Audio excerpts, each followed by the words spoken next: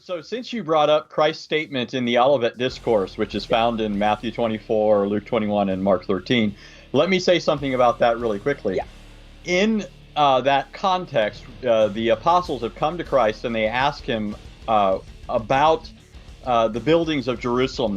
He has just left the temple. Matthew 23 speaks of Jesus just leaving the temple.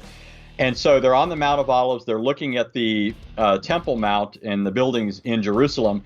And they draw his attention to them and they say, Lord, look at all these beautiful buildings and so forth. And Jesus said, I tell you the truth, not one stone here will be left on top of another. And that leads them to ask, when's all this going to happen and what's going to be the end of the age? And so in the context of that, Jesus says, with some variation in the different accounts, depending on what the emphasis was of the gospel writer, but they say, or Jesus says, no man knows the day or the hour, not the angels in heaven, nor the Son, but the Father only. Now, there's several things to be observed here. In the first place, this isn't Islam, no matter how you interpret it. Jesus here categorically distinguishes himself from men and angels, and he ranks himself above them, right? No man knows, not men, not angels, and then he says not even the Son. But how do we account for him saying he doesn't know the day or the hour if in fact he is the Son? And here we have to remember what it means to call him the Son of God. It's not being used in a biological sense. The Bible repudiates that as clearly as the Quran does. Muhammad errantly thinks that Jews and Christians believe that Jesus is a product of biological procreation or sexual relations. But the Bible certainly doesn't teach that. Christians don't believe that. Christ was conceived in his mother's womb by the power of the Holy Spirit, according to predictive prophecy, as well as according to its fulfillment in Matthew 1, in Luke 1, and so forth. So when the New Testament speaks of Jesus as Son of God, it clearly means it in a divine sense. In John 5:17 and 18, for example, Jesus calls God his Father, and claims to be doing what the Father does, namely works of providence, sustaining the world, working miracles, and so forth. And this leads the Jews to want to kill him because in calling God his own Father, it says, he was making himself equal with God. And so the claim of sonship on the part of Jesus was a claim of equality. So how can Jesus, who identifies himself as the Son and identifies God as Father, which is abominated in Islam, say that he doesn't know the day or the hour? Well, here, what's important to remember is that Jesus originally spoke Hebrew and Aramaic. Aramaic would have been the common language of discourse among Jews.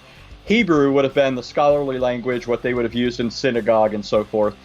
Jesus obviously knew Hebrew. He stood up and read the scroll of Isaiah in the Gospel of Luke, for example, and only somebody who could read in Hebrew could do that. So, but in Hebrew and Aramaic, there is a form of a grammatical form known as a causative, where when a person uses the word know, it doesn't always have to refer to cognitive information or intellectual data. So, for example, this isn't an example of a causative, but it's an example of the word know being used differently than simply intellectual knowledge. In Genesis 4, it says, Adam knew his wife Eve, and she conceived and bore a son. Clearly, that doesn't mean that Adam came to have intellectual knowledge of Eve, and as a result of that, she became pregnant. It's saying that he had an intimate relationship with her, and that produced a child. Likewise, in the book of Amos, God says of Israel, you only have I known among all the families of the earth. There it means that God loved them. He loved Israel as his special people. So the word know can be used in various ways, and I just gave one other example of that. But when the causative form of that is used, what it means is to make known.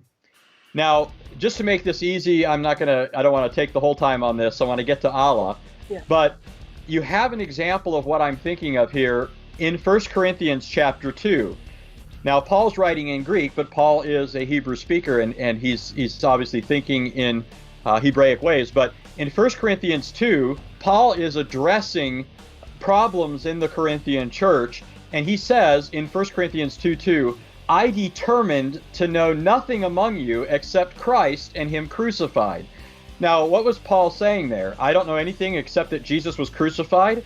No, Paul's not saying he's ignorant of who he is, of who the Corinthians are, or of a million other things. What Paul is saying is, I determined only to make known this great reality and the implications of it, precisely because this is something that you guys are failing to properly understand and apply to your situation.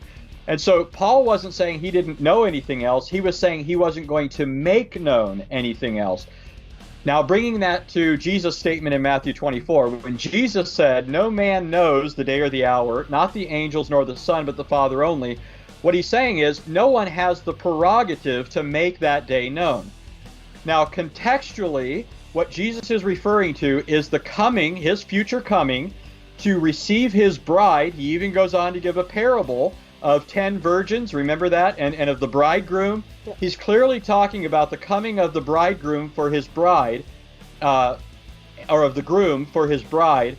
And in that context, he says, nobody has the right to make that day known. In Jewish culture, when it came time for a son to go and get his bride, the right belonged to the father to declare that day to the people. The son couldn't tell people when that day was. And so all Jesus is doing in Matthew 24 is saying, I am the Son, he is the Father, it's his prerogative as the Father to declare that day to men. That's why that passage doesn't refute the Spirit knowing the day or the hour, because Jesus is talking about the Father's prerogative to declare the day, which is the Father's prerogative. And that's proven, by the way, in Acts 1, when the disciples said to Jesus, are you at this time going to restore the kingdom to Israel? And Jesus said, it's not for you to know the times or seasons which the Father has fixed by his own authority. He says, you just be busy about the work that God has given you. So it's the Father's prerogative to make that day known. So that's how I would address that passage. The classical way that people address that passage is to explain it in terms of Christ's two natures. I think that works in part because Christ obviously had a divine nature and a human nature, and his human nature is really human. He slept, he wept, he died in his human nature. It was a real human nature. And so from that perspective, he could grow and learn and so forth. But I don't think that it's consistent with the context to make that the interpretation, because of all that I just said, and because that explanation wouldn't account for how the Spirit is not included there, because it's not talking about intellectual knowledge, but declarative knowledge.